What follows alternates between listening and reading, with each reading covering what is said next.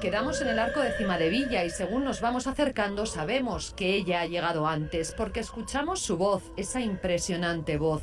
Y no lo decimos nosotros, lo dicen las caras, los aplausos del público que se para escuchar a Ángeles Rojas, a la Roja soprano en la calle. Me he dado cuenta que a la gente le gusta mucho escuchar ópera. Y le he ido como que agarrando el gustico porque es como, qué bonito es que uno que quiera dar, ¿no? Que lo que tú quieres dar sea bien recibido.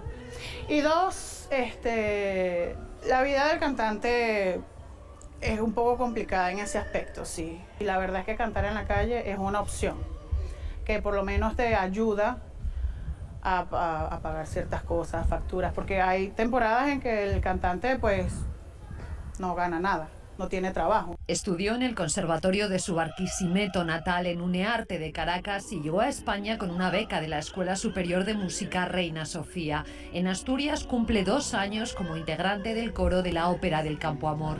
Un currículo y un talento apabullante al que no se le caen los anillos por cantar en la calle. No es para nada deshonroso, para nada, todo lo contrario, porque a veces no tenemos un lugar o a veces no nos dan el lugar que nos corresponde.